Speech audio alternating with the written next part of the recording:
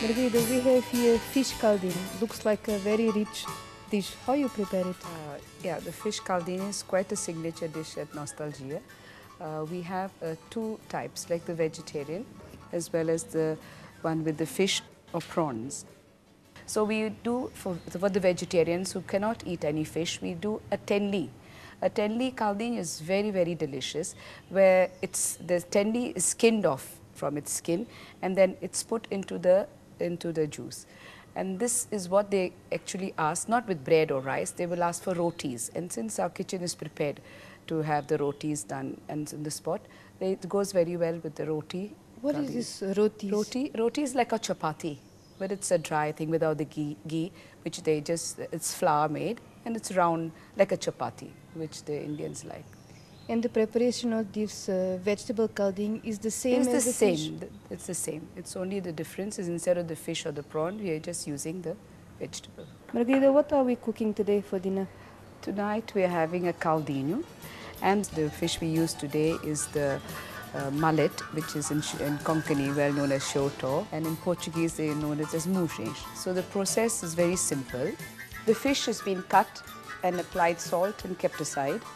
Then they go to grind the coconut, which is grated, and with all the ingredients which we see here, which takes the peppercorns, cumin seeds, coriander, the cinnamon sticks, the turmeric, the cloves, and couscous, which is a poppy seed, and in Portugal known as semente de papoila, the ginger and the garlic.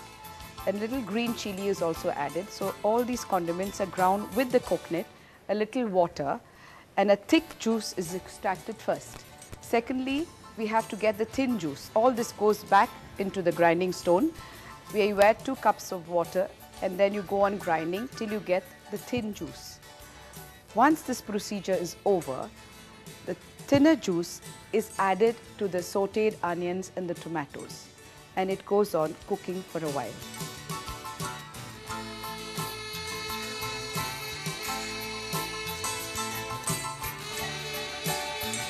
After some time, she will add the thick juice. So at the moment, she will just stir it till the thin juice is cooked for some time.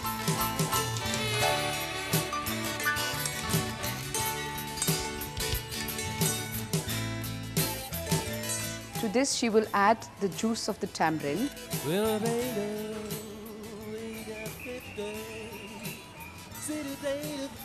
she will add the chilies now and the salt and the fish, which has been cut earlier, applied salt and ready to be put in the caldine. And after cooking for a little while, it is ready. The caldine is a very favorite dish at Nostalgia. It's like a sweetened curry. Even though the green chilies are used, it's a subtle pungency. There's not much pungency. And the coconut juice makes the curry very, very sweet. It's not like a thickish with all the hot spices that we have. After 10 minutes, the caldine is totally ready. Como podem ver, todas estas receitas usam basicamente os mesmos ingredientes, mas conforme as quantidades usadas, a cor vai mudando. No caso do vinho de alho, usa-se mais pimenta vermelha, e daí a sua cor avermelhada. No caso do caldinho, usa-se mais pimenta verde, açafrão e coco, e daí uma cor menos forte. No caso do caril, usa-se a mesma quantidade de pimenta vermelha, como por exemplo no ambotique, mas também se adiciona leite de coco, e daí a sua cor alaranjada. And Margarida, how this yellowish color of the fish caldine, it comes from what ingredient? Turmeric. Não sei se sabem, mas turmeric, que nós chamamos açafrão, vem da raiz do turmeric. Em Portugal chamamos açafrão a tudo, tanto à raiz como à flor. Mas aqui em Goa há uma grande distinção. Enquanto que o pó que se extrai da raiz chama-se turmeric, a flor do açafrão, em inglês, chama-se saffron.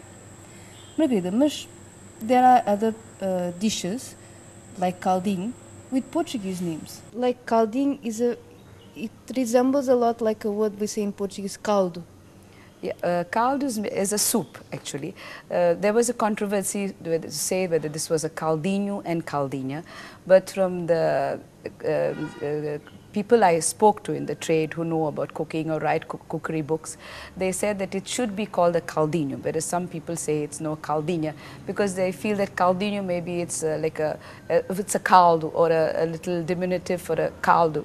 But actually, I grew up knowing it as a caldinho, and I go strongly for a caldinho than a caldinha. It's true that of late, various books, and when they talk about it, the restaurants, they misspell the word and they say caldin, which they do it like a D and double E and N, which is wrong. We are very particular to maintain the original names of various dishes, just like the vindaloo has become like a vindalu, which is corruption, I feel, in the culinary Goan cuisine.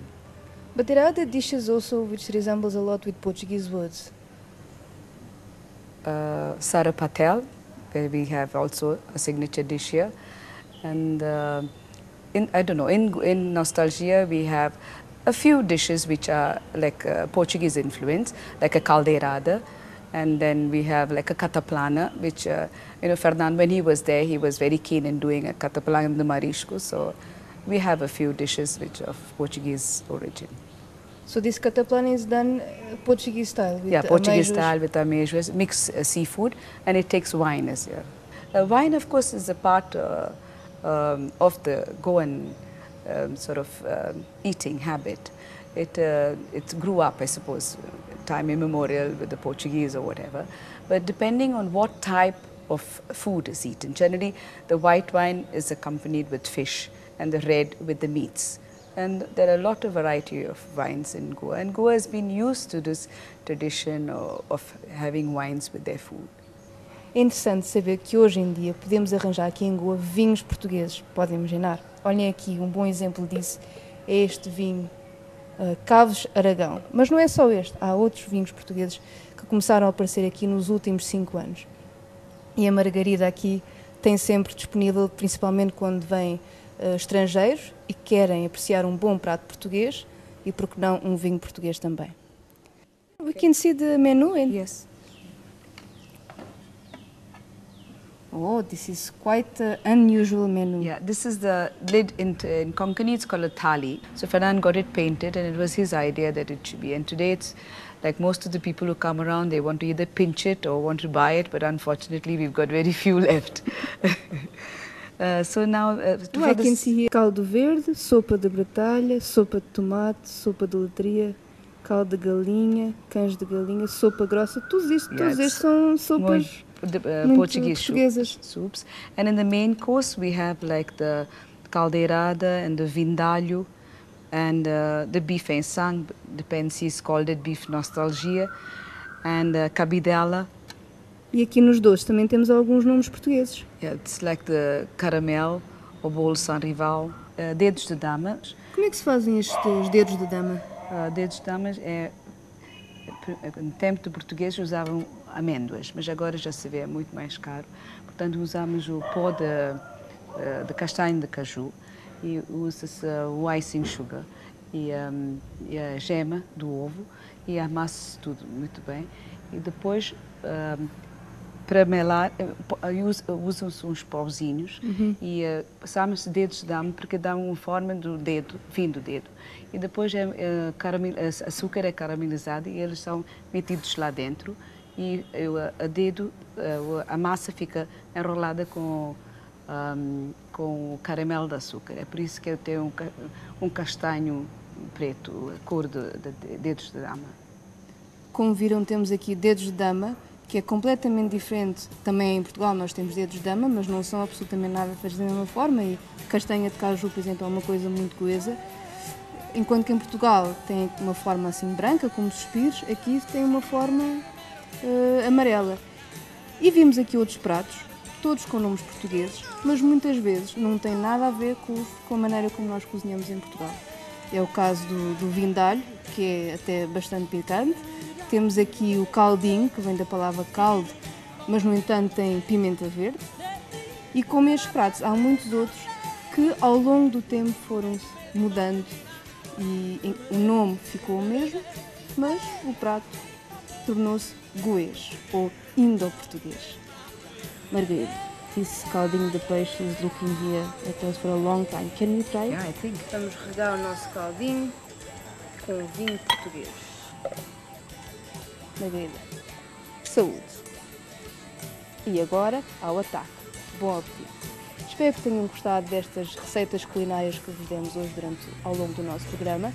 Se tiverem alguma dúvida, escrevam para o e-mail que deve estar a passar agora aqui pelo rodapé. Pronto, até daqui a 15 dias. Foi Naomi Elvin Souza, Francisco Vez Machado e Júlio Fernandes na imagem, de Goa para a RTP.